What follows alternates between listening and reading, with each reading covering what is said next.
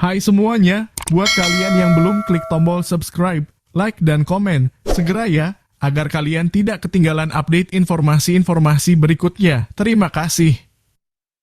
Semangat pagi member channel Saham Profitku.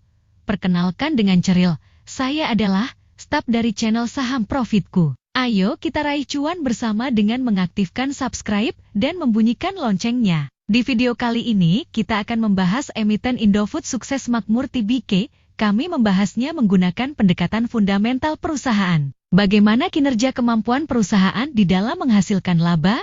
Berapa besar laba yang bisa dihasilkan? Berapa besar biaya operasional perusahaan tersebut? Berapa besar rasio laba terhadap modal? Berapa besar rasio aset terhadap hutang? Berapa besar rasio modal terhadap hutang? Channel ini sangat cocok bagi pemula dan bagi investor yang mengedepankan fundamental perusahaan. Dan bersama dengan Anda kita masuk dalam pembahasan emiten Indofood sukses makmur TBK. Nah, di depan Anda adalah emiten Indofood sukses makmur TBK. Tahun berdiri 1980. Tanggal listing 19 Juli 1994. Harga price sebesar 6.200 per lembar. Jumlah saham 21 miliar lembar. Nilai perdagangan 130,2 miliar rupiah. Sejarah dividen emiten ini sebanyak 16 kali, terakhir terjadi di tanggal 6 Juli 2023. Dan Anda bisa melihat besaran dividen beserta harga close saat cum-date dan lengkap dengan persentase dividen yield. Rumus dividen yield adalah membagi nilai dividen dengan harga penutupan saat cum-date dan dikali 100. Nah, mari kita masuk ke inti pembahasan fundamental emiten Indofood sukses makmur TBK. Anda bisa mempause video ini dan mengulang sampai Anda mendapat pemahaman utuh tentang fundamental.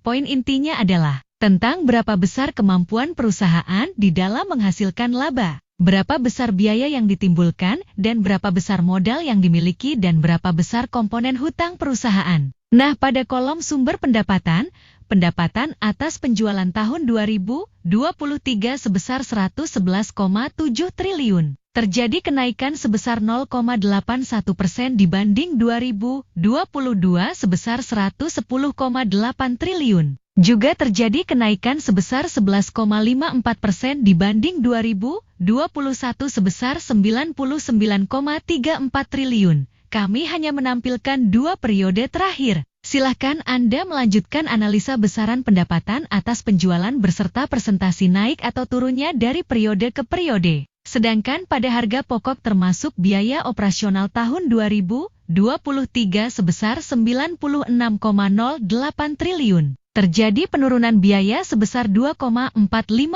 dibanding 2022 sebesar 98,49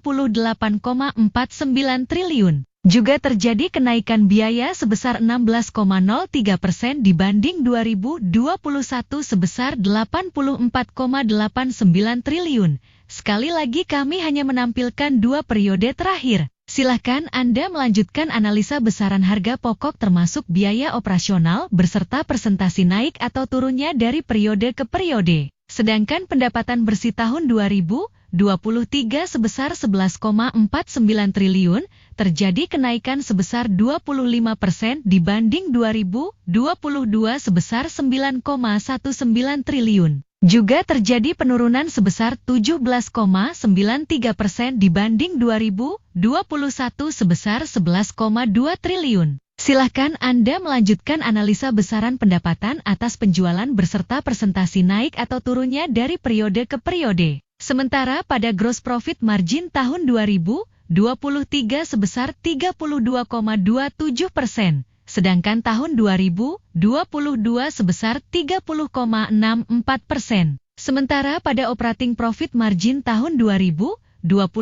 sebesar 17,61%, sedangkan tahun 2022 sebesar 17,76%. Sementara pada net profit margin tahun 2023 sebesar 10,29%, sedangkan tahun 2022 sebesar 8,3%. Nah, pada kolom neraca fundamental, pada current asset tahun 2023 sebesar 63,1 triliun, sementara tahun 2022 sebesar 54,87 triliun. Pada aset tahun 2023 sebesar 186,5 triliun, sementara tahun 2022 sebesar 180,4 triliun.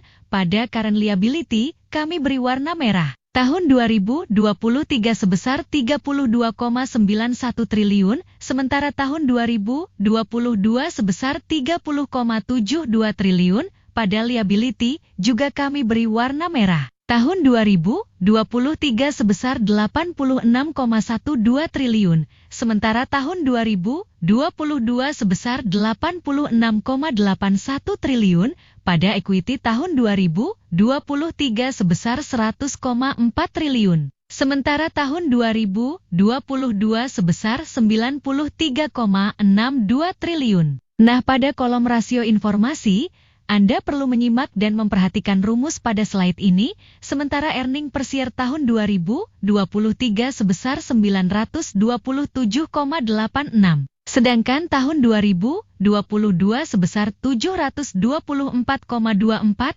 sementara price to earning tahun 2023 sebesar 6,95, sedangkan tahun 2022 sebesar 9,29.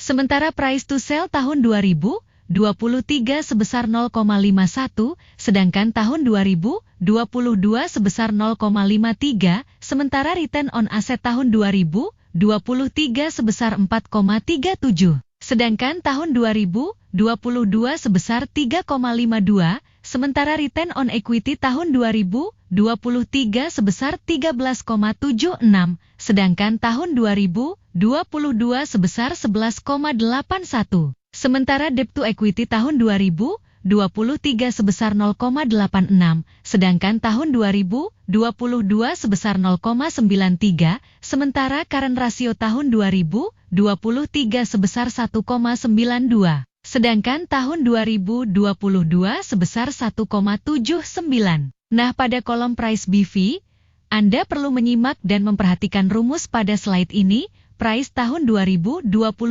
sebesar 6,38 ribu. Sedangkan price to book value tahun 2023 sebesar 0,56, selanjutnya book value tahun 2023 sebesar 11,43 ribu. Berikutnya share tahun 2023 sebesar 8,78 miliar lembar, terakhir market capital tahun 2023 sebesar 55,98 triliun. Nah, Bapak dan Ibu, dengan menempatkan analisa fundamental dalam konten ini, tentunya bisa membuat peluang take profit yang lebih baik. Kesimpulan video emiten ini, perusahaan menghasilkan laba atas ekuitas tahun 2023 sebesar 13,76% dan mengalami kenaikan dibanding tahun 2022.